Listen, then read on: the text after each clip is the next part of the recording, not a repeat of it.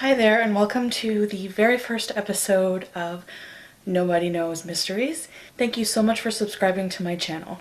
I have a very nosy cat, so this cat might make noise and might get in places they shouldn't, and they might interfere with this story, but let's hope not too much. So in tonight's story, we will be covering the strange death of Dave Bocks. On a hot summer night in June of 1984, 39-year-old pipefitter Dave Bocks met his coworker in a restaurant parking lot, which he did routinely every night before heading off to the night shift. He and his coworker would take the same car to work every night. They would go to work together and they would return together. Sadly, this would be the last shift for Dave Bocks. Hours later, Dave Bocks would disappear on the job. His remains were later found inside of a furnace in one of the plants.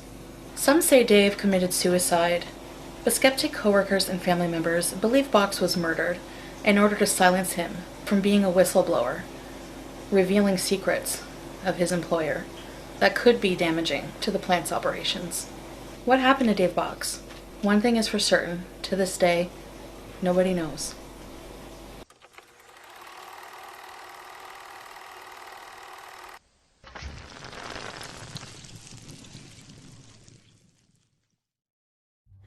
The Fernald Feed Materials Processing Plant, also known as NLO, in Fernald, Ohio, was a small farming town 20 miles northwest of Cincinnati and was owned by the Department of Energy and was in operation from 1953 to 1989.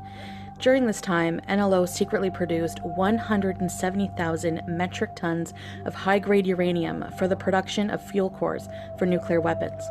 In 1984, the plant was shrouded in scandal, as it was discovered that the plant was releasing approximately 200 tons of radioactive smoke into the atmosphere and local water sources, causing environmental damage and health concerns for the residents of the area.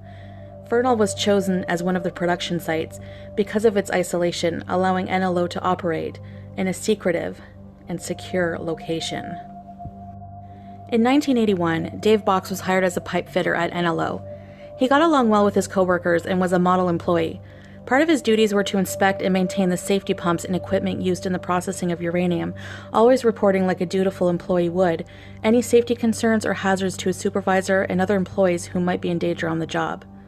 On the night of his disappearance, Bocks and his coworker Harry Easterling arrived together at work, and at midnight, Bocks was assigned to Plant 8 and Easterling to another area.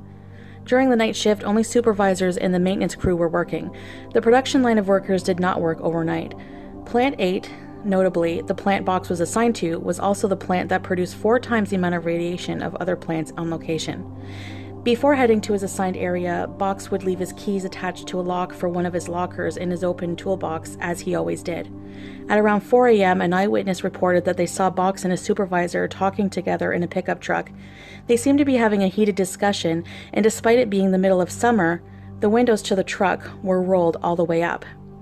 At 5 a.m., the same witness reported seeing Bocks again. This time Bocks seemed a bit distraught and was heading in the direction of Plant 4 and not Plant 8, where he was originally assigned to. This was the last time Bocks was seen alive. Later that morning, Easterling noticed Bocks was not present for a safety meeting in Plant 4. He became increasingly confused when their shift ended and Bocks was nowhere to be found. His keys were still in the toolbox where he had left them. Easterling left and told himself maybe Bocks was working overtime. But at 11 p.m. that night, Easterling arrived at the restaurant to meet Bocks again to go to work. Bocks' car was parked in the same spot that it had been from the night before. The hood was cold and Bocks was nowhere to be found. Easterling became very concerned, and when he arrived at work, he alerted security that something wasn't right. After reporting Dave Bocks missing, Easterling also noticed that Dave's keys were still in the open toolbox, the same location they had been the night before. An investigation would soon begin at NLO. Meanwhile, at 7:30 a.m. on the day of Dave's disappearance, an employee in Plant 6 reported to his supervisor that the casings in the furnace had a strange and sticky residue along with a bizarre odor. The supervisor tried to brush it off as nothing, but the employee was insistent that they investigate the foreign substance. The furnace was shut down, and it took 3 whole days for the materials inside to cool down enough for officials to sift through the contents. In the furnace, investigators found fragments of bone, eyeglass frames, the steel toe of a boot, Dave's walkie-talkie, and a steel wire looped into a 3-sectioned knot. Strangely, Dave's keys were also found in the furnace. However, they were seen by Easterling long after Bocks' disappearance in Dave's toolbox. So how did the keys get there? How did Dave Bocks end up in the furnace? At this point, Dave was declared deceased, but how he died is still a mystery. There seem to be 2 opinions on this. One is that Bocks committed suicide.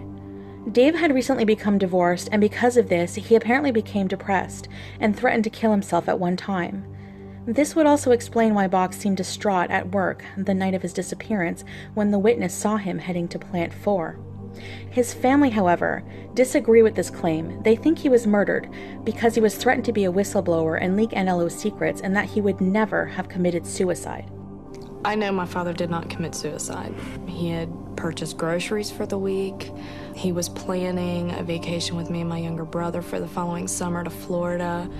In 1989, NLO was finally shut down, and several lawsuits were processed against the processing plant by local residents who were exposed to high levels of radiation.